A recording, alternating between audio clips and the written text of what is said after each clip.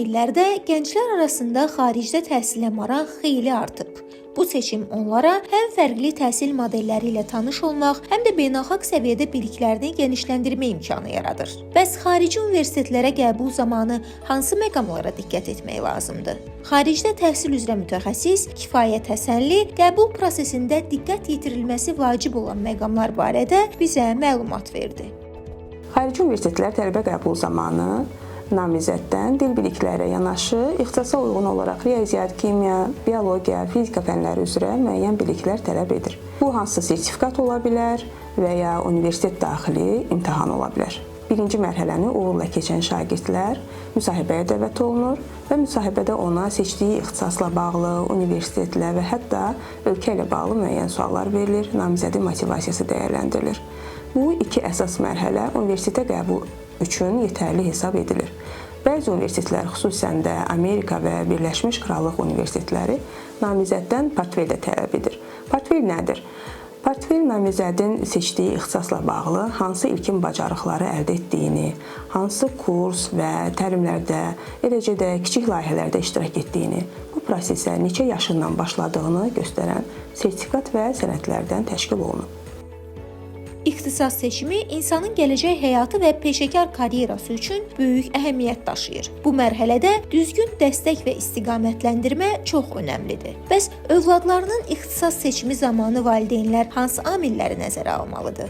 İxtisas seçməzdən əvvəl valideyn övladının potensialını və həvəsini bir müddət müşahidə etsə çox yaxşı olar. Valideyn uşağın həm məktəb fənlərinə, həm də məktəbdən kənar fəaliyyətlərə maraq, həvəs və uğurlarını yaxından izləməlidir. Bizə mənə müraciət edən ailələr arasında belə hallar müşahidə olunur ki, şagird artıq 11-ci sinifdə oxuyur, amma hələ də ixtisas seçə bilməyib.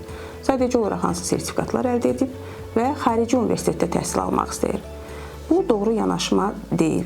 Çünki ixtisas və peşə seçimi daha uzun vaxt və resurs tələb edir.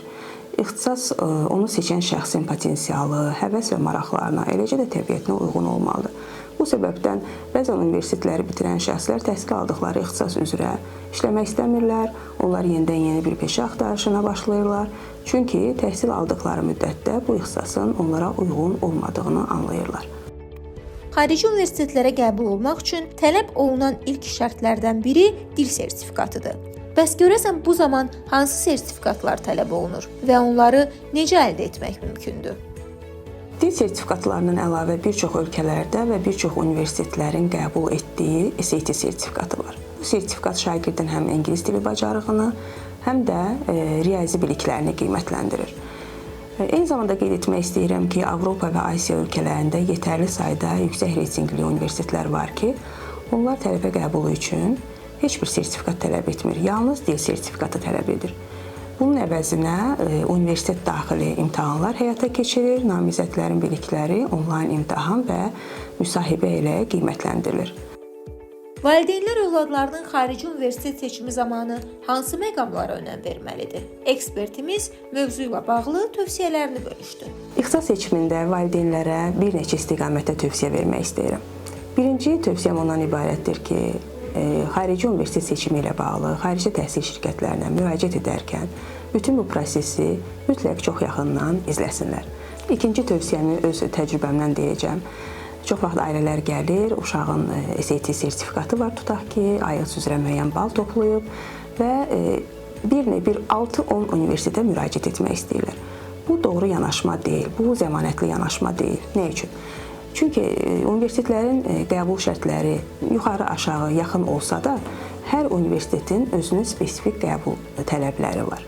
Bunun əvəzinə ailə 2 və yaxud 3 universitet seçsə və universitetlərin tələblərinə uyğun uşaq hazırlaşsa, o zaman qəbul alma ehtimalını maksimuma çatdıra bilərlər. Son olaraq da çox şiddətli tövsiyə etmək istəyirəm ki, universitet və ölkə seçərkən uşağın şəxsi keyfiyyətləri, hansı şəxsiyyət tipinə aid olduğu və sağlamlıq durumunu mütləq nəzərdə saxlasınlar. Nigar Abbasova, 525-ci kanal.